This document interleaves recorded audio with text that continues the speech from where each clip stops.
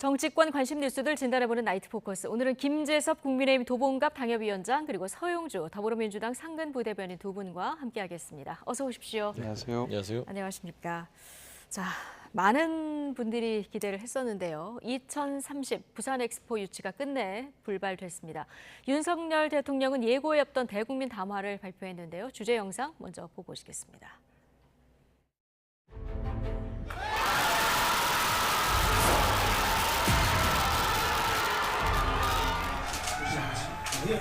끝난 거예요? 3분의 2가 넘은 거예요?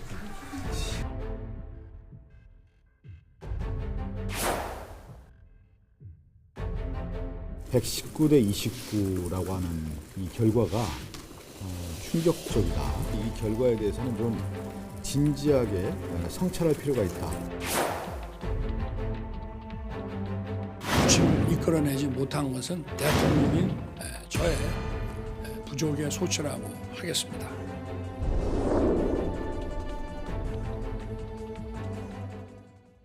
네. 자, 뚜껑을 열어봤더니 119대 29.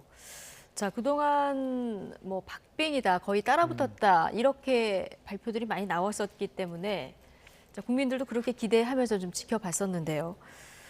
자, 대통령 오늘 예고에 없던 브리핑까지 하고 모든 것은 제 부족이다 이 얘기를 한 여러 차례 했습니다. 아마 대통령도 이 결과에 대해서 굉장히 놀랐던 것 같아요. 굉장히 놀라신 것 같아요. 네. 물론 저도 엄청나게 놀랐고 그 D-4일, 그러니까 한 나흘 정도를 앞두고서는 모 주간지에서조차 51대 49 정도로 우리가 많이 따라잡았다. 조금만 더 올리면 우리가 역전할 수도 있다. 이런 얘기가 나왔던 만큼 국민들의 기대가 굉장히 컸던 것이 사실입니다. 네. 그에 따라서 국민들의 기대에 부응하기 위해서 민관이 굉장히 열심히 했었거든요.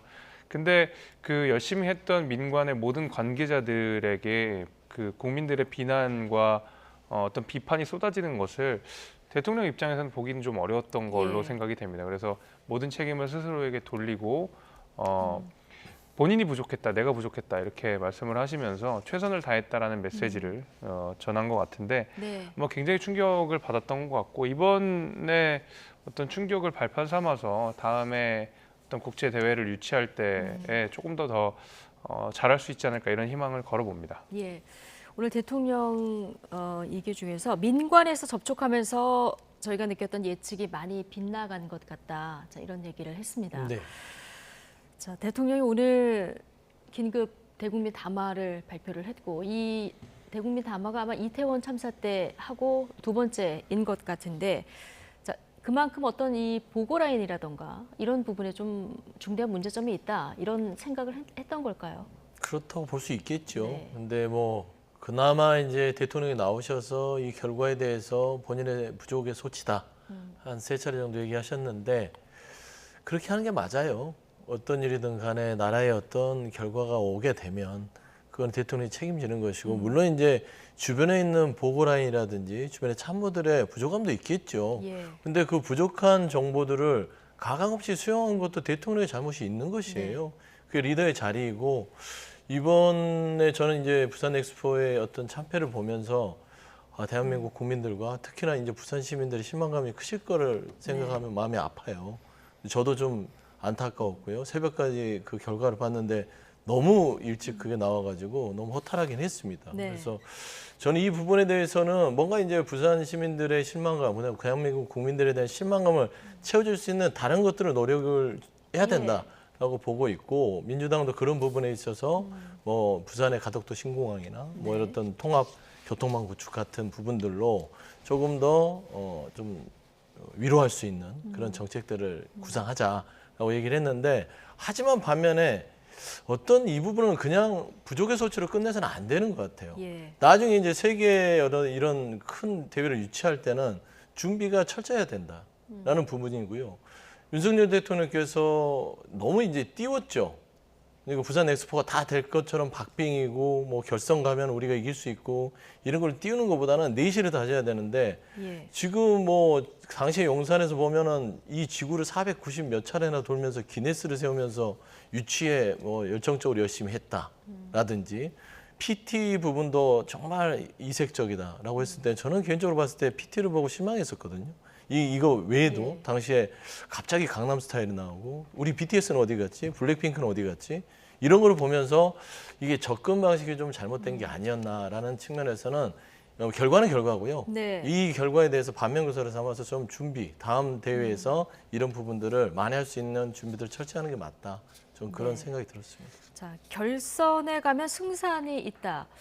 자, 이게 판세를 잘못 읽은 건지 아니면 판세를 제대로 읽었는데 왜곡되게 보고를 한 건지 모르겠습니다만은 여당 일각에서도 외교 라인이나 참모진의 교체가 좀 불가피한 거 아니냐 이런 얘기도 나오는데 어떻게 그렇죠. 보십니까?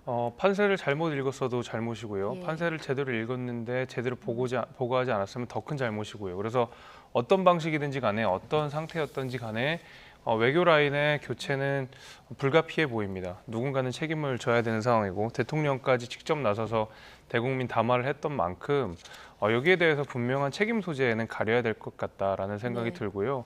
단순히 그냥 어떤 누구 하나가 잘못을 다 뒤집어 쓰고 물러난다 이런 개념보다는 이번 어떤 뭐 인적 쇄신을 통해서 다음에는 이런 일이 없어야 된다라는 네. 어떤 교훈을 우리가 얻어나가야 된다라는 생각이거든요. 그러다 보니까 당연히 외교 라인에 대한 교체는 좀 시급해 보이는 것 같고요.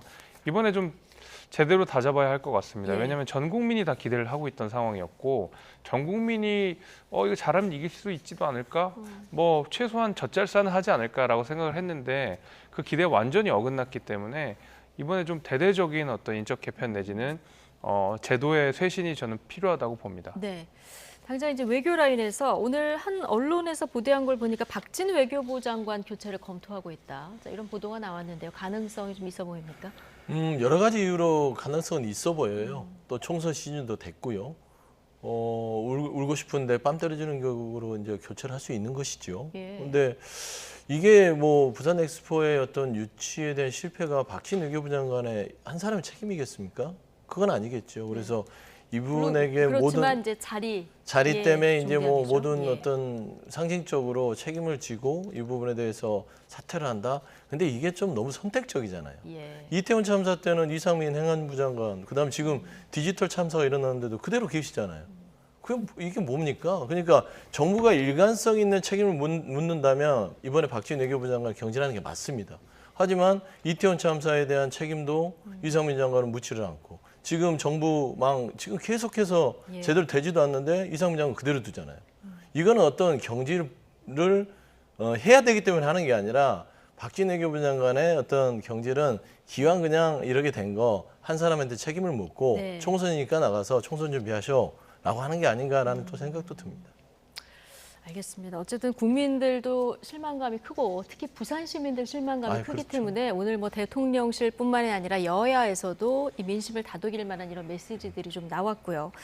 근데 이런 가운데 지금 발언 논란이 하나 나왔습니다. 부산 엑스포 유치위원회 자문을 맡은 부산대 교수 발언인데요. 뭐라고 얘기를 했냐면 저희가 그래픽으로 준비했는데요. 사우디가 엑스포 개최를 위해서 10조 원 이상의 투자를 저개발 국가에다가 천문학적인 개발 차관과 원조 기금을 주는 역할을 하면서 금전적인 투표가 이루어졌다. 이 얘기를 했는데 이게 뭐 사석에서 한 발언이 아니고요. 공식 기자회견에서 한 발언이거든요. 논란이 됐습니다. 예, 뭐 이제 외교적으로 결례가 될 수 있는 사안이기도 하고요. 그 외교적 결례에 앞서서 어떤 이번 엑스포 유치의 실패에 대한 변명처럼 들려서 저는 개인적으로 듣기가 좀 거북했습니다. 예. 사우디가 오일머니를 활용해서 엑스포 유치를 할 것이라는 것은 뭐 누구나 넉넉하게 예상할 수 있었던 것이었고요. 거기에 걸맞게 그러면 대한민국에서는 어떤 전략을 취해야 될 것이냐 여기에 고민이 집중되어야 되고 거기에 실패를 했다 그러면 왜 실패를 했는지를 고민해야지 새삼스럽게 오일머니 때문에 우리가 진 것 같다라고 하는 것은 저는 변명 그 이상은 아니라고 보거든요. 저는 그런 의미에서도 외교적 결례의 예. 어떤 변명성 발언처럼 들려가지고 매우 부적절했다고 생각하고 조금 더 어떤 책임 있는 그런 발언들이 나왔었으면 어땠을까라는 생각이 좀 듭니다. 네. 부산시가 다음 2035년에 다시 도전하겠다 이렇게 얘기를 했는데 저희가 실리적으로 봐도 앞으로 우군을 좀 더 많이 만들어야 되는 상황이라서요. 그렇죠. 예. 그러니까 저기 김희태 교수님이 왜 저런 발언했을까 모르겠어요. 또 자문위원이었잖아요. 유치 자문위원. 저분 때문에 저런 생각을 갖고 있기 때문에 유치에 실패했나 할 정도로 너무나 실망스러운 발언이죠.